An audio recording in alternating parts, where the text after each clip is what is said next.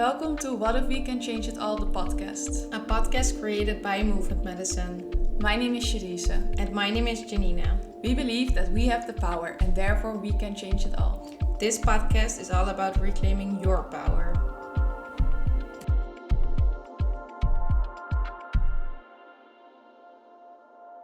Welcome. We are here with Laura and we actually met through online spaces.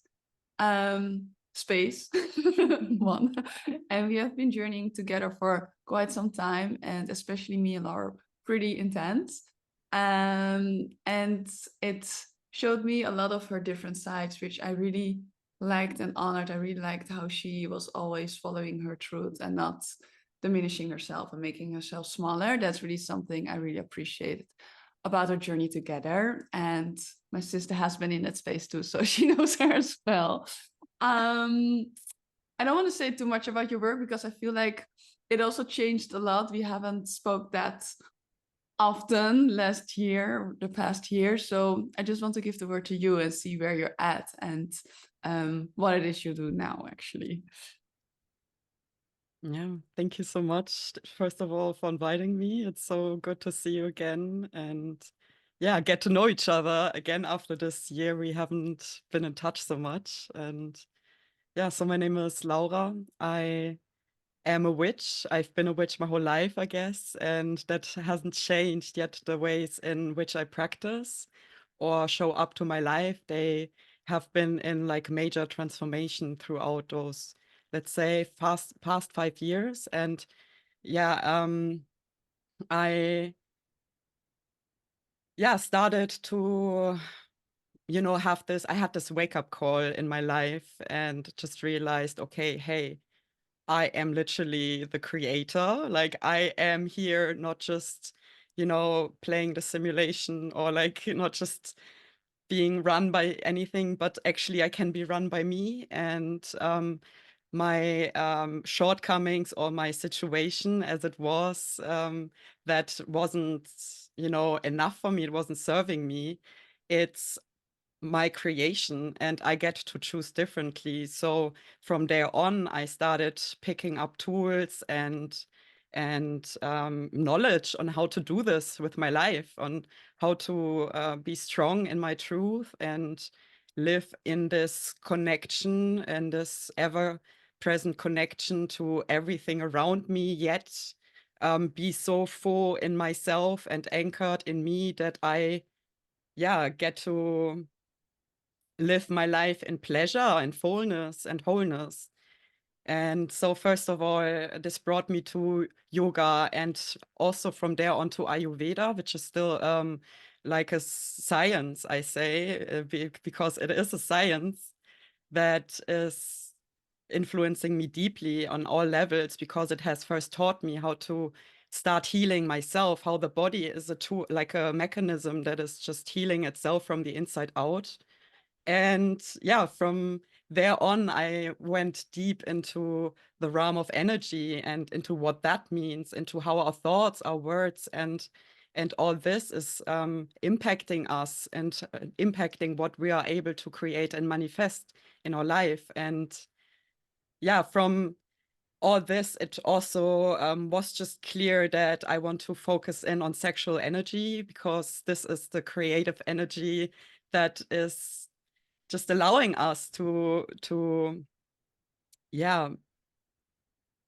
be part of this ecosystem universe, right? Vibe on on a flow that is almost feeling like I'm just surfing the waves that life is throwing at me, instead of always being like overshadowed and overcasted by everything that's coming my way.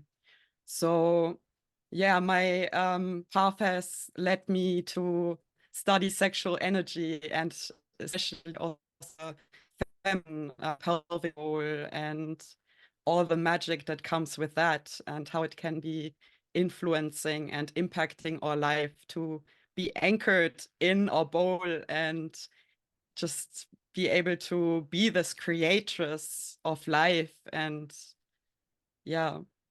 dance between the worlds. Mm-hmm. Beautiful. Yeah, it's really beautiful. And how, because I know you're still guiding people or like retreats and stuff like that, right? How is it that you guide people now? Yeah, so I am mostly using somatic tools and ritual. So ritual is a deep part of my work, ceremony, because it's like a practice field. I call it, it's like I love to open up experimental spaces where humans can leave their roles and their masks behind and just open up to this field of infinite possibilities. And then just see, okay,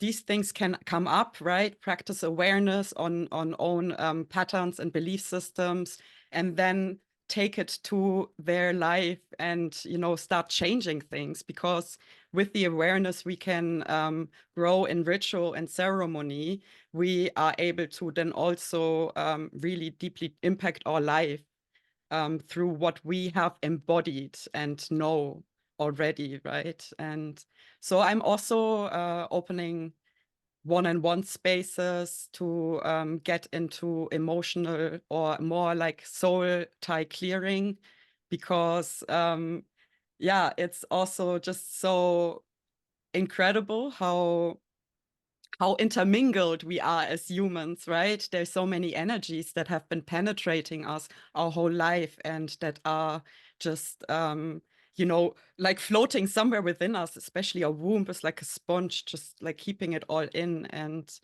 yeah, so what I'm focusing on in my work as a whole is clearing through all those limiting beliefs and those also traumas that are still saved in the nervous system, in our cells, work on somatically bringing up more space and more resilience in our life and sparking sustainable and long-lasting change.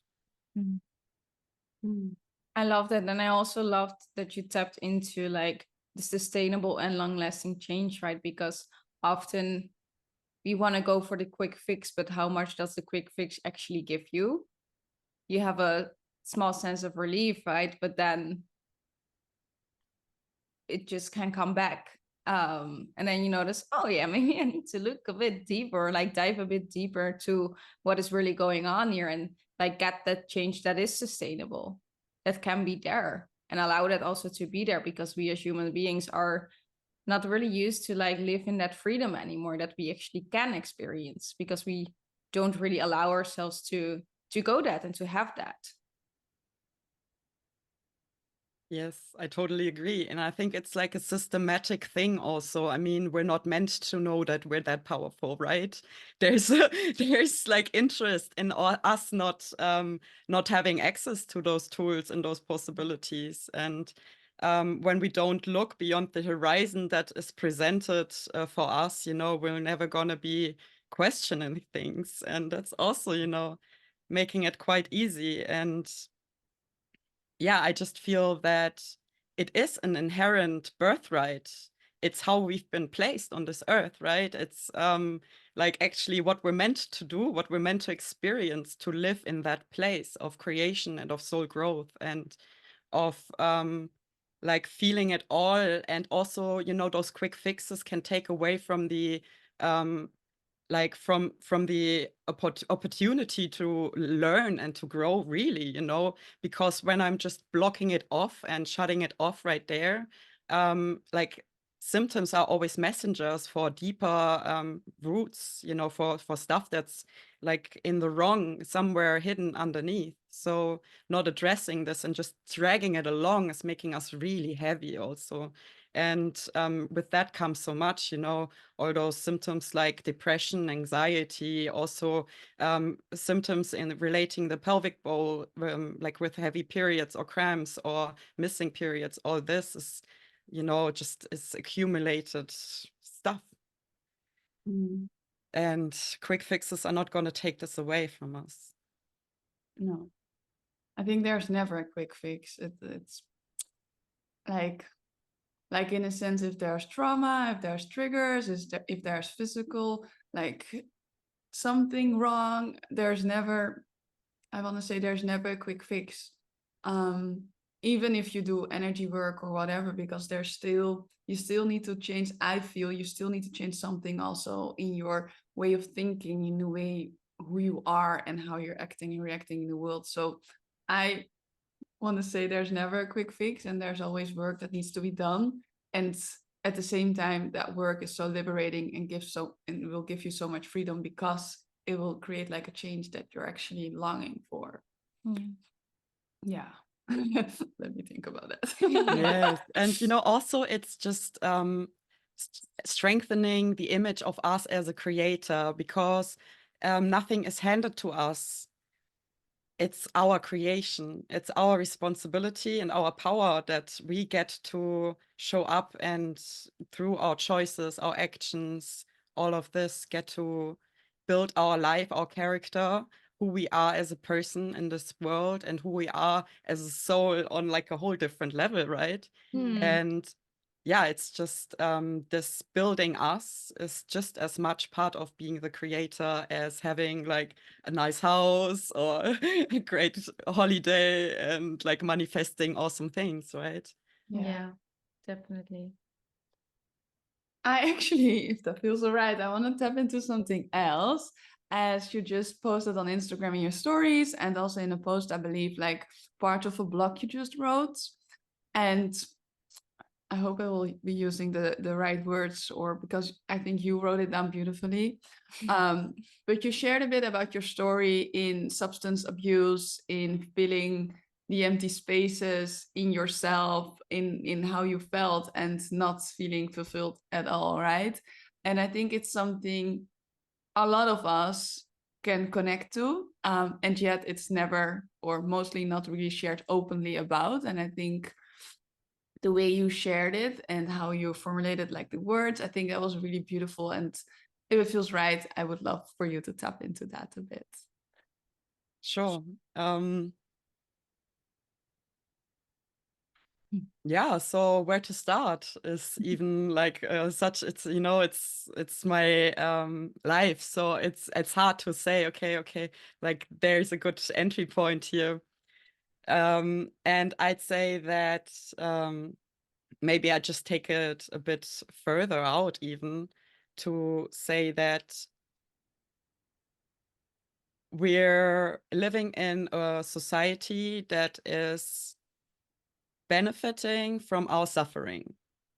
So in general, like, not to start pointing fingers now, or just looking for like the scapegoat. In my situation, I got full responsibility for the choices, because in the end, like, my life was a wild ride, and like the experiences that I've collected are, to me, they are like priceless, and they might have been super stupid, but also they brought me to a point where I got to see the other side. And I think this is what matters, right? I'm on the other side now.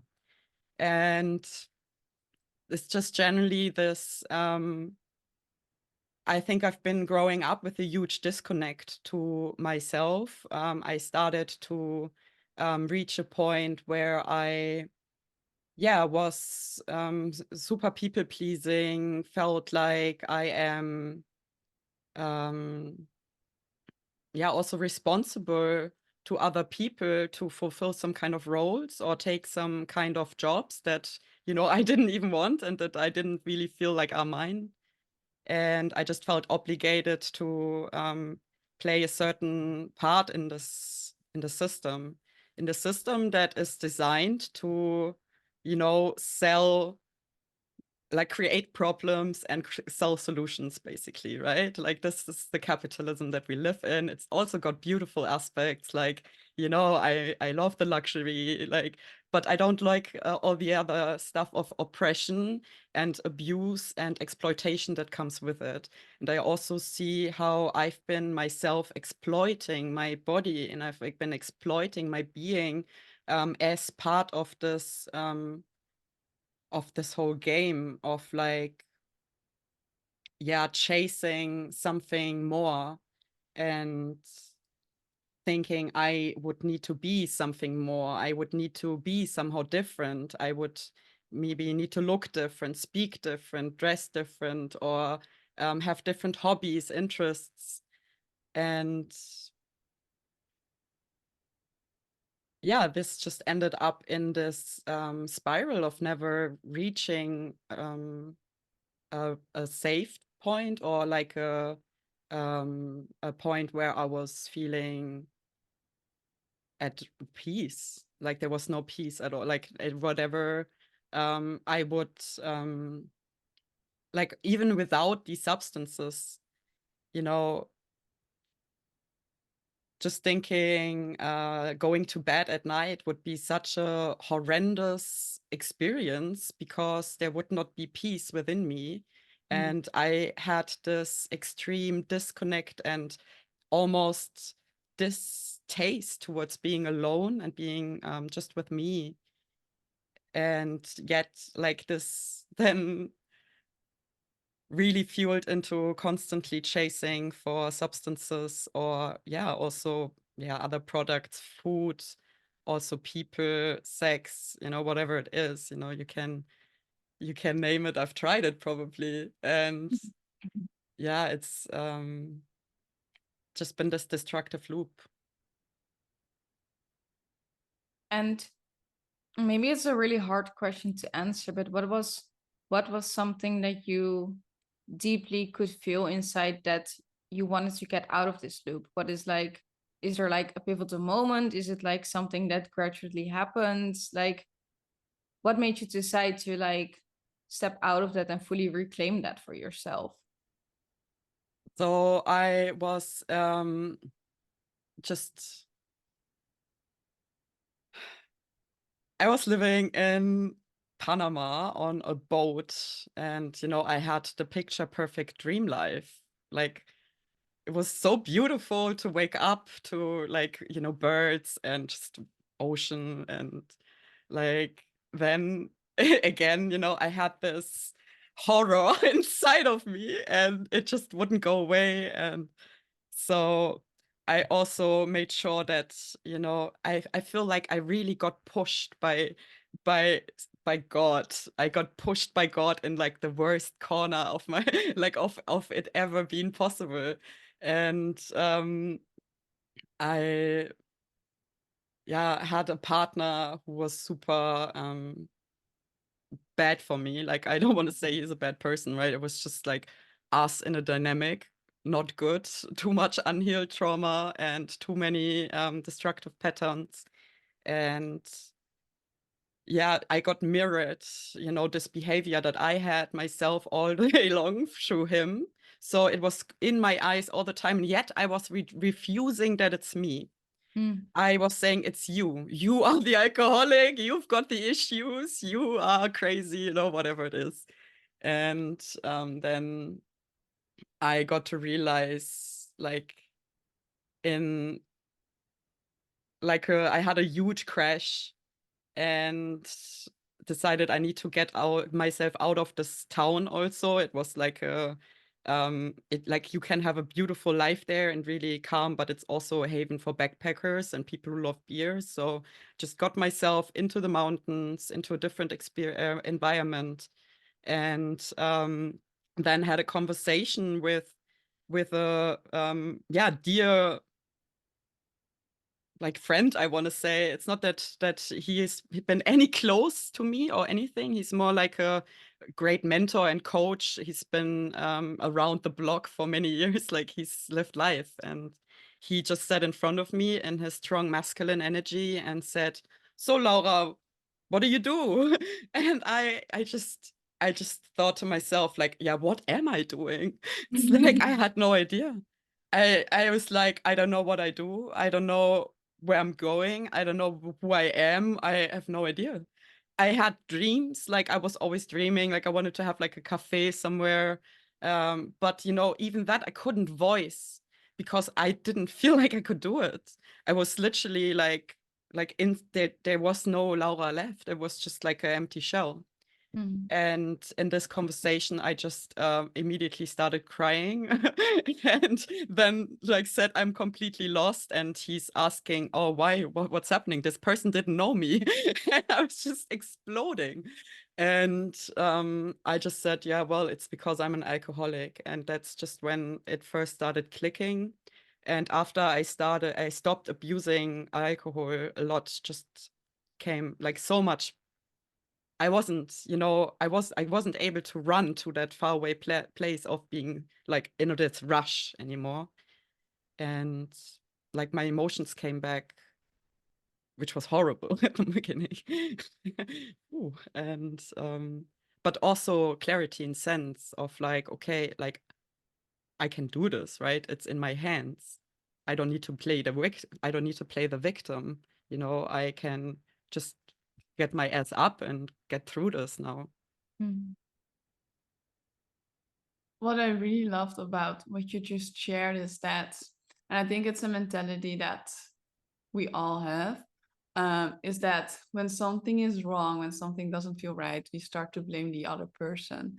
And what I loved is that you now can say, and probably after the conversation or like soon after, that it was actually, it's not you, it's me. And it doesn't mean that the other person doesn't do anything wrong, right? Because this is mostly what happens. Like, yeah, but it's not us, it's them because they do something wrong. And yes, that can be true. And at the same time, it's always a mirror towards ourselves.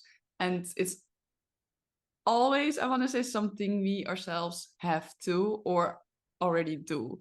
And so I think that's very interesting because we're so used to just blame the other person, just to point fingers and not look within and see what's our Aandeel, our part. our part is in the situation. And I think that's very important. And that's not only connected to substance abuse, right? It's connected to actually everything. I Yes. think what I find very empowering also about this story is that, like, exactly like Cherie said, like pointing the finger to someone else is the easy way out, right? So the harder way out is to actually look within and have those reflections on yourself and see, okay, but am I doing this? Is he the only one doing this? Like, what is happening here? And that takes a lot of courage to do so, because it is way easier to say, okay, he needs to fix himself like right now. Because if he fixes himself, I'm going to fix myself and I will be fixed. And that is literally giving your power away. So I find it truly so important and like so beautiful that you could see, hold up, what is happening inside me and how can I change it and how can I fully reclaim that what is mine and take that responsibility. Because taking responsibility takes a lot of courage, but also it is actually easier if you can fix yourself than like you fixing someone else or wanting someone else to fix themselves. Like, it's like way more complicated actually, but in our minds at the first instant it somehow isn't, which is the interesting thing about the brain also. Like, that's a whole different subject, but yeah. Yeah, and I think what's interesting about what you just said was like pointing the fingers is the easiest way out. But in the end, it's actually not a way out at all because we keep repeating the same pattern over and over again with different persons in different situations. So it's actually never a way out, although it might feel like that, or it might help us in the moment to, I don't know, turn around or stay in a situation and feel better about ourselves. It's never a way out. And I think that's the interesting part. It's the same with the quick fixes. Yes. Love it. Exactly. And I also need to say that it was, of course, like super important for me also to leave those environments, not just about, alchemizing what I've been seeing in the mirror and staying there, but also having the courage to start being my own friend, because this is something I really needed at that point, like to start being my own friend and really show up for me, because nobody else was doing it. So, it's just like forced to start doing it finally. Thank God. And realizing, hey, I get to decide who's in my space. I also get to create my own space internally and like my external environment. And, you know, I get to have a decision in this also. So not just, yes, always alchemizing and also adjusting the situation, because when there's so much shit happening, when there's so much chaos and drama, then we can work internally as we like. You know, if around us there's like bombs and explosives every day, then we're not going to be coming back to like a place of home or regulation. So yeah, it's then really like showing up and taking decisions and having that courage and willpower to also go through with them. Mm. Yeah. Is there anything you want to tap in? Yeah, there's one more thing that I want to say onto this, is that one thing that you just made me realize is that also, in order to feel fully safe within yourself, you have to abandon like your old safety to generate like new safety, if that makes sense, right? And I think it's really beautiful that you tapped into that as well, because changing your complete environment and starting to be your own friend instead of not depending, but like having to have that from other people, is very unsafe in the beginning, and it can also feel very alone, right? And also very triggering if you are in like in an environment that things are happening again, and to still have your own back in that. So I think it is a beautiful realization that sometimes in order to feel safe, we need to leave the old safe behind to create a new safe, which is truly safe. That's a lot of safe, but you know what I mean. So I think that's yeah, just wanted to add that as well. There's never enough safety. No, never. You know how I also find like you know, for me alcohol is not the only problem. So with other substances I feel that I've been also trying to find a different approach from not just cutting off the old security system, because for me, for example, smoking is also emotional regulation and has always, like, that's how I learned to make myself feel safe. And when I just take that away without learning how to regulate my nervous system, then I'm just gonna have breakdowns and start smoking again. That's how it's been for me. When I tried to quit, I had like the first reaction, felt unsafe, and I went back to old ways. So Yeah. for me, it was really important to step by step include those new pathways and new ways of feeling safe, and then ease out on the old ones, and you know, find my way in there and not judge myself in the process of like, oh, now you're not good enough because you're still smoking, and you're not clean enough because you blah, you know, all this bullshit. But be like most prioritizing, hey, can I be my own friend? What do I need? What serves me best? And how do I feel safe, right? Because feeling safe is really also allowing me to go to that next level. When I'm constantly, when I was constantly in that chase of not feeling fulfilled and chasing after the next high, the next rush, the next pleasure somehow, then it's also, I'm not able to make grounded moves or have like intimate relationships, or you know, just, yeah, all of this. Yeah. I think a very important thing is as well to allow ourselves that space, right? To allow ourselves that space that it doesn't have to be perfect all the next day.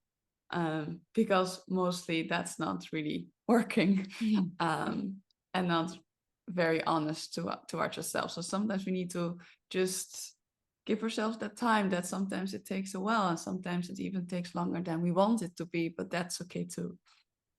Yeah, exactly. And I also just feel that sometimes the detours can be, you know, the most beautiful additions to the trip. And stepping more into this, like, yeah, free flow. Like I'm I'm starting to bring back structure, but for me, at like when I started healing, I really needed space and like so much of that, because there was so much that wanted to be seen and that what yeah, was just like, waiting to come to the surface. And I was just, also like, for example, I read now, I'm not sure if it's a statistic or like a thing that's true for everybody, but I definitely could feel it, that the body itself, the nervous system, takes 2 years at least to recover from abuse and from abusive relationships. And like, to me, that just made sense, because like the body, it's not really fast in how it's processing, which is also just keeping us safe, because when things just happen step by step and like intuitively and slowly, then we can make sure that we're not overriding our boundaries again and like get into this chase. Because I feel also in the beginning, when I turned to spirituality, I was also still chasing a lot and trying to make myself be perfect or better, or somehow different, instead of just finding more acceptance and self-love with the tools. So yeah, that's also really important. Like, don't try to fix yourself, like just allow yourself to heal. Give yourself space to heal. Yeah. I love that. Yeah. Should we go to the tip? Yeah. I Time think- is going very Yes. fast. So what would your ultimate tip be for our listeners? All right. So my tip is listen to your body. It's literally the wisest thing you've got. It's so powerful also in supporting us to move through challenges. So just connecting to places in ourselves where we feel good, and like staying within them in, like, like when we're like facing storms or there's like lots of trouble around us, just deep breathing is just allowing us to stay in a place of, yeah, like being the sober creator, and just being able to play more with life. Like, the more I'm in my body and follow my body, the more I'm able to just, yeah, lean back into like trusting myself also. It's like with the substances, my body always knew when I had enough, right? My body also knew that the alcohol wasn't serving me, and it was telling me those things. And it was just on me to listen and make the move. So this is just, I can take that to, I could bring so many examples in my life where this has been true. So yeah, if there's one thing, then it's that. I love that. I honestly love that. And I think we are both big believers in that as well. The power of that the body has. Yeah. And how can people find you? So I am on Instagram. You can find me at Bosswitch Laura, and I'm also playing a bit on TikTok. You can find me, yeah, also Bosswitch Laura, and there's also an tarot account at Intuitive Wisdom 1111. And yeah, so I'm just playing around with my website also. I hope that there's going to be something coming up soon. But so far, there's some links in my bio through which you, yeah, can also read some more. For example, that blog you've mentioned. And yeah, also find my services. Yeah, I think we will put definitely everything in the description. And I think we'll put a link to that blog, because I think it's beautiful to read. And that was it. It went by very fast, but thank you so much for hopping on with us, sharing your wisdom, sharing your journey, being so open and vulnerable. We really appreciate it. And for the listeners, thank you so much for tuning in again. We also really appreciate you, actually. And that's it, no? Like and subscribe. Oh, yeah. Like and subscribe. We always forget this. Like and subscribe. We will very much appreciate that as well. A lot of appreciation today. And yeah, thank you. Thank you. Ciao, ciao. Ciao.